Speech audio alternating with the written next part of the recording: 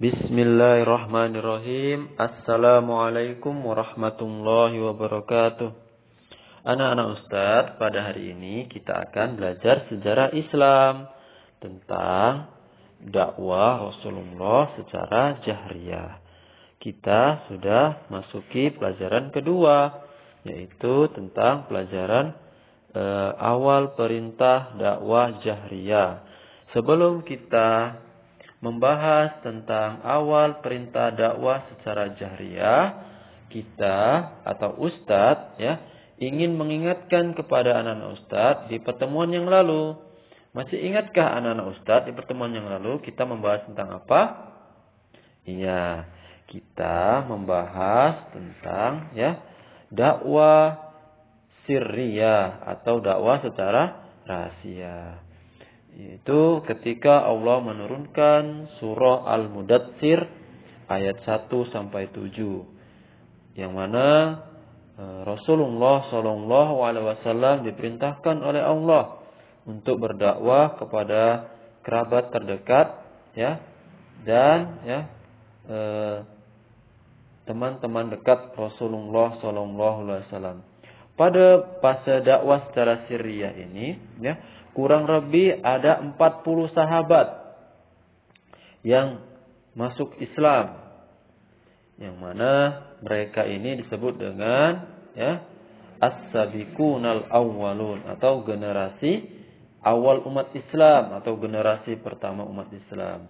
Dan dakwah secara sirriyah atau secara sembunyi-sembunyi, secara diam-diam itu dilakukan Rasulullah selama 3 tahun.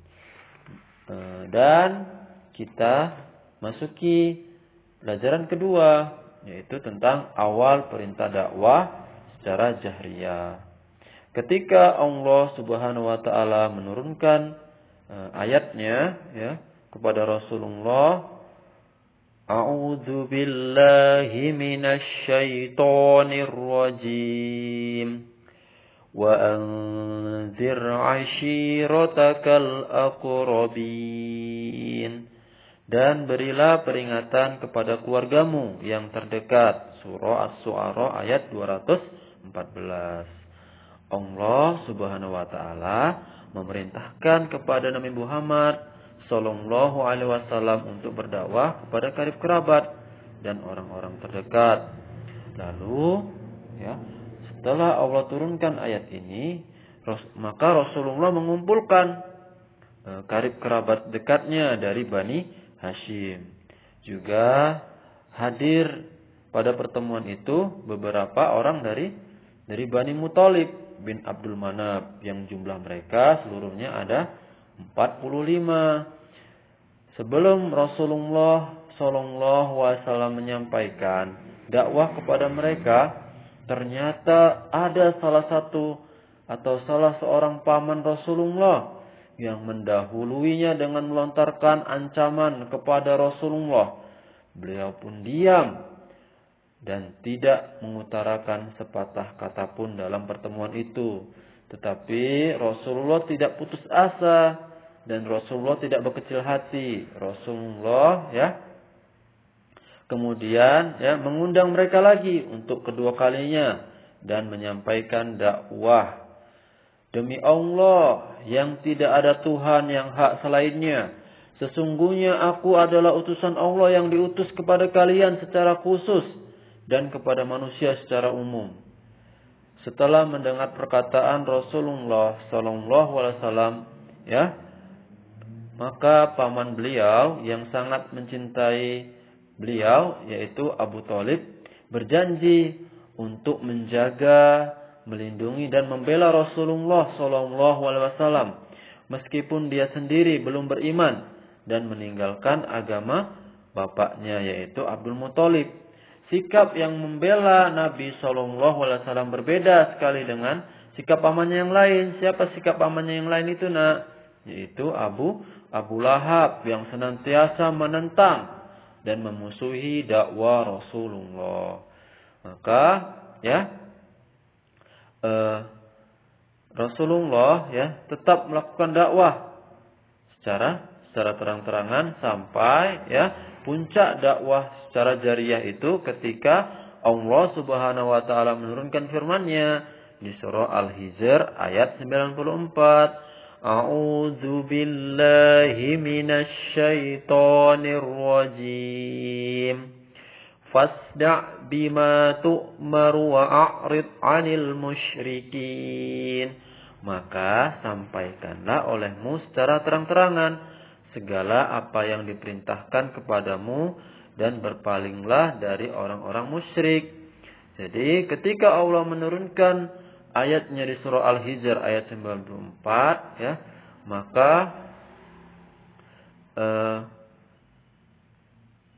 setelah turun ayat tersebut dan janji yang diikrarkan oleh pamannya, siapa paman Rasulullah yang membela Rasulullah?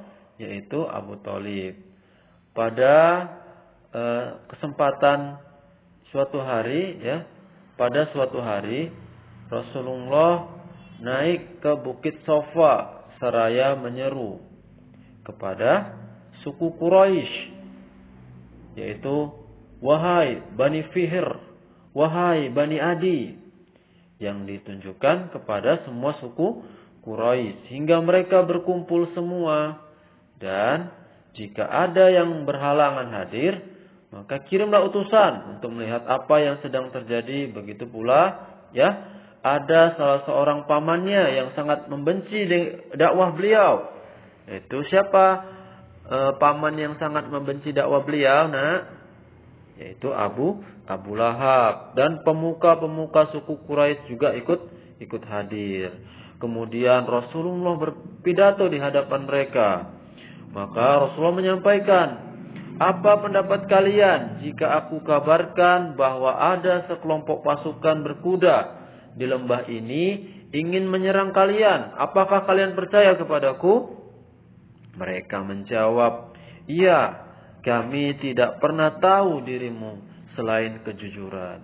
Jadi Rasulullah Shallallahu Alaihi Wasallam ya sudah dikenal dari kalangan Quraisy itu sebagai orang yang jujur.